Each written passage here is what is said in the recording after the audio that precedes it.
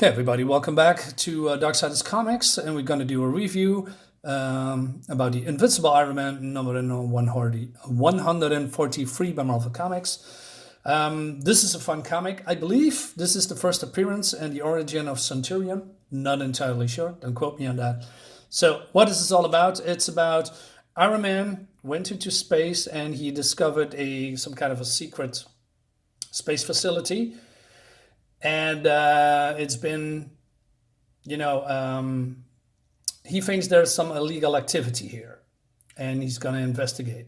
And he needs proof of that, so he makes photos of what's happened at the facility, and then some kind of a meteor shower comes, and then he wants to blast that meteor shower away. But then, since he has a new armor, it's experimental. All the things that he wanted to do doesn't going according to plan. So he's getting saved by Sunturion. And I must say, I love the design of Sunturion. Not a big fan of the colors, but the whole design it's new, it's different. And Centurion asked him to come to the space station, and there's a guy there who going to explain everything, and then he's teleported away. So then Iron Man is coming on board, and he is meeting a guy is called Arthur Dearborn. And do you remember that I always rag about backgrounds in different comics, and there's a lack thereof?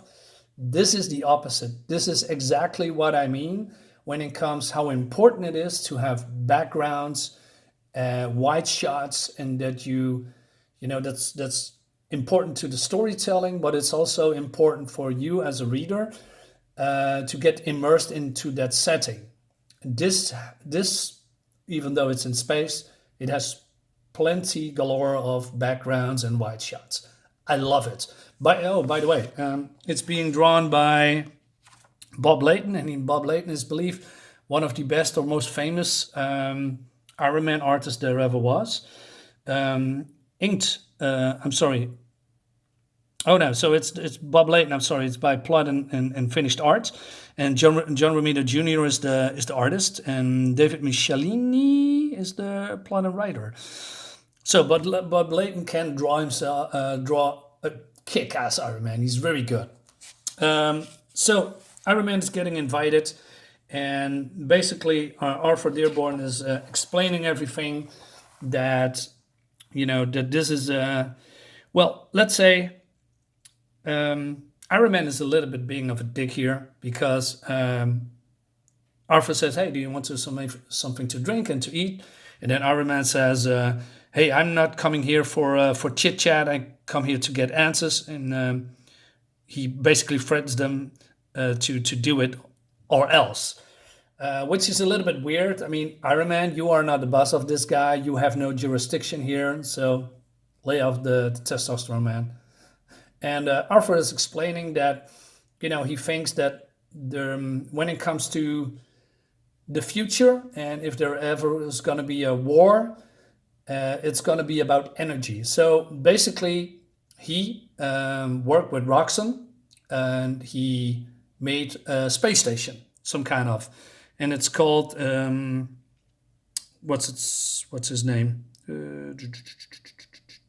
Starwell. And Starwell's function is absorbing and storing solar radiation and using that solar radiation to power the Earth, and give people free energy, which is a good cause. But then Iron Man says, because of your experiment somewhere in Ohio, a small town, the experiment was gone wrong and it caused a death of a couple hundreds of people. And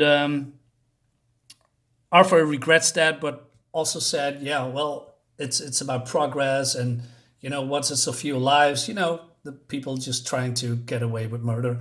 Well, it's not really murder, it's more of an accident. So, but then the alarm goes off, and it seems that, skipping a few pages, that somehow Russian satellites has found a station, but the station is mostly invisible to the outside world, but Iron Man isn't. So they somehow followed Iron Man and that they are using, lasers to destroy the space station, and because they think it's an invasion of a security breach of national security.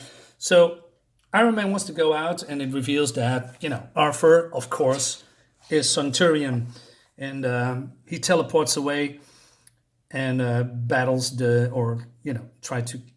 battles the drones. What I like about the art and all the environment is all the little details. I mean, the artist, why am I forgetting? Bob Layton and John Romita Jr. doing a fantastic job. Even this layout, this perspective, him climbing up the stairs, very bulky, very heavy, pushing his armor away, like it feels like this is very heavy armor, and it is. And this body language is fantastic. Although it's a very small panel with not a lot of going on, it's just a guy walking up the stairs, but it's how he do it. It's how he does it. I mean, it's great. I just love all the small, tiny details here as well. Him turning into Centurions, and he's clenching his fist like, yeah, I'm more powerful. Looks good. Looks really good. So what's going to happen is that they are going to battle the drones, and we see Centurion's powers, and also Iron Man's doing his stuff. It looks really cool. There's some, let's say, a space battle, if you will. And like I said, when it comes to backgrounds, wide shots, you see the space station, you see the drones, you see Iron Man, you see Sunturion, you see beautiful looking effects, etc. And every one of them is doing their own thing, and it's all laid out in beautiful perspective and great perspective. You can see what they are doing. You see him powering up, glowing, releasing the energy. Looks cool. Looks really cool. That's immersive. But then we see here, Iron Man is doing stuff that I haven't seen him done before. He jets his armor gloves, and then he grabs those thingies and then pulls him and then crashes in. Really cool. I didn't know he could do that. So although it's not very Iron Man-like, I love it. It's something new. I haven't seen that before, and it's great.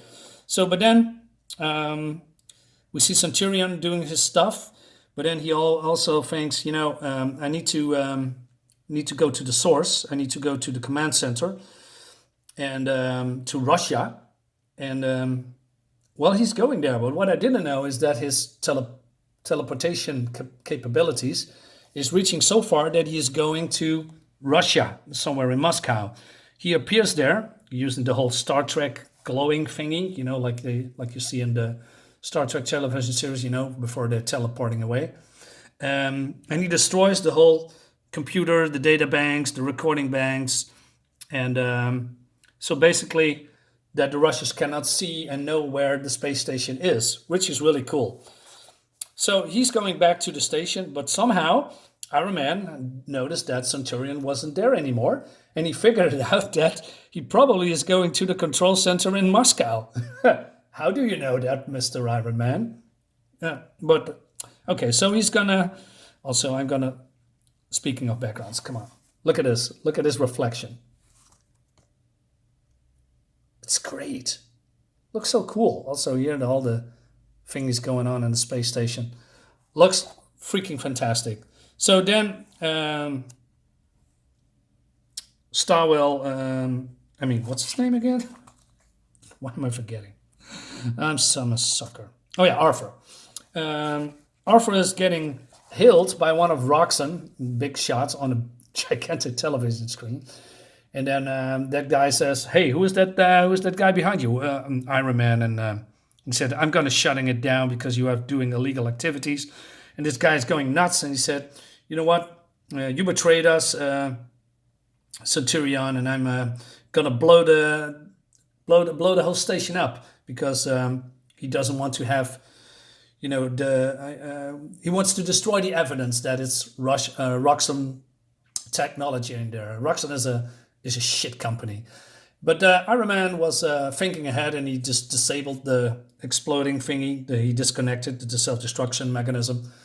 And then, so Roxanne is going away, and then Arthur explains that he was turned into Sunturion because Roxanne thinks it was too expensive to have a full-fledged staff on the space station, and well, he said that it's my baby, and so he agreed to submit himself to some kind of experiment, turn him into a Roxanne, into Sunturion. But Iron Man doesn't listen. He said, this was crook from the start. It cost the lives of 200 and plus people. I'm going to report this to the government, and because this is all illegal. And although Iron Man has sympathy for Arthur, he just don't care, and he just go on outside and try to report him. But then, of course, we see a desperate man, and then that desperate man turns into Sunturion, and he battles, Iron Man. But Iron Man, being a dick as he is, he's already destroying the space station because then it's not functional anymore, and etc. So they are having a battle, and the battle looks great. And basically, whatever Iron Man is doing, it has no effect because, well, Sunturion is basically not human anymore, and he volunteered to be the sole operator on the space station because he doesn't have to have food or air, maybe a little bit, but mostly he's not human anymore because of the transformation. He lives off solar energy. So then they battle, the battle rages on, but then something happens.